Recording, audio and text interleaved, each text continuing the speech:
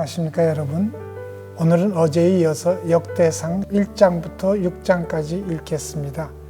역대기는 이스라엘의 역사를 태초에 아담으로부터 다시 서술하고 있습니다. 많은 부분에 있어서 역대기는 열왕기와 중복되고 있지만 다루고 있는 이야기를 보는 관점은 서로 다릅니다. 때문에 열왕기에 없는 자료가 역대기에서 강조되고 있는가 하면 열왕기에서 중요하게 취급되고 있는 사건이 역대기에는 빠져 있는 경우가 있는 것입니다. 이는 두 역사서가 다루고 있는 신학적 주제가 서로 다르기 때문이며 또한 이 역사서들이 기록될 당시에 백성들이 처해 있는 상황이 서로 다르기 때문이라고 볼 수 있습니다. 때문에 사울 왕부터 시작해서 왕국의 멸망까지의 이야기가 중복됨에도 불구하고 이 두 역사서가 성경에 나란히 들어 올릴 수 있게 되었던 것입니다. 그리고 역대기는 바벨론 포로에서 돌아온 유대인 공동체를 생각하면서 읽어야 합니다. 나라가 망하기 전, 그들이 포로로 잡혀가기 전 그들은 회개하지 않으면 하나님께서 나라를 망하게 하실 것이라는 선지자들의 예언을 많이 들었습니다. 그러나 그들은 그런 경고에 귀를 기울이지 않았습니다. 결국 나라는 망하고 말았습니다. 그리고 많은 사람들이 이방인의 땅으로 강제로 이주당했으며 약속의 땅에는 이방인들이 이주해 들어와 살게 되었습니다. 참으로 오랜 세월 포로로 붙잡혀 있다 돌아와 보니 과거 찬란했던 모습은 간데없고 굴욕과 수치의 흔적만 남아 있었습니다. 역대기 기자는 이런 상황 속에서 백성들로 하여금 힘을 낼 수 있도록 자랑스러웠던 역사를 다시 기록했던 것입니다. 먼저 역대상 1장에서 우리는 아담에서 아브라함까지의 족보를 볼 수 있습니다. 그리고 아브라함의 자손 가운데 이스마엘의 족보를 볼 수 있고 아브라함의 소실 그두라가 나온 자손들의 이름들도 볼 수 있습니다. 이어서 이삭의 아들 에서와 이스라엘 자손 중에서 에서의 자손들과 에돔 땅을 다스린 왕들의 이름도 볼 수 있습니다.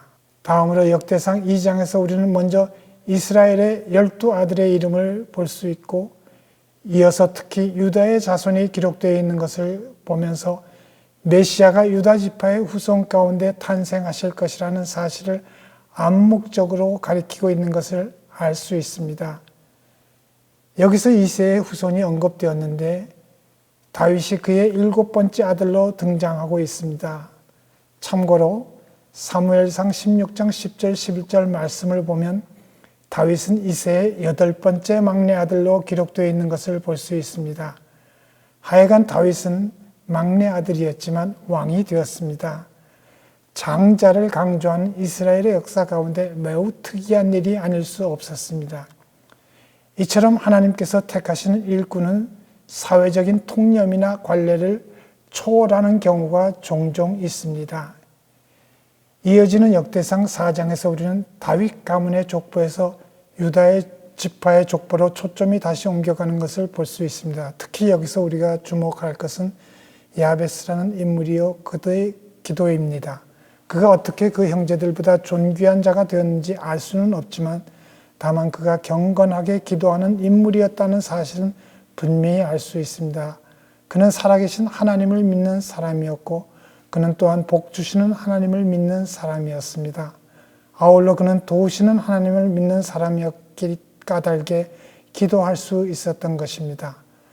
주께서 내게 복을 주시려건 나의 지역을 넓히시고 주의 손으로 나를 도우사 나로 환난을 벗어나 내게 근심이 없게 하옵소서. 그 결과 하나님께서 그가 구하는 것을 허락하셨다라고 성경은 분명히 말하고 있지 않습니까? 이어지는 역대상 5장에서 우리는 르우벤 지파, 갓 지파 그리고 므낫세 반 지파의 성공과 실패에 관한 기사를 읽을 수 있습니다.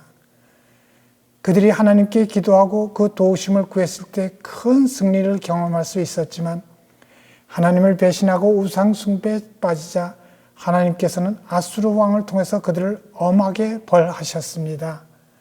그리고 역대상 6장에서 레위 지파의 족보를 볼 수 있는데 특히 주목할 것은 출애굽의 위대한 지도자 모세와 아론과 그 누이 미리암에 대한 기록이며 또한 이스라엘 역사에 있어서 매우 중요한 역할을 감당했던 사무엘의 족보 또한 확인할 수 있습니다. 오늘도 성령의 인도하심을 따라 주님 말씀에 순종함으로 말미암아 승리하는 삶을 살아가는 참으로 복된 여러분 모두가 될 수 있기를 간절히 바랍니다.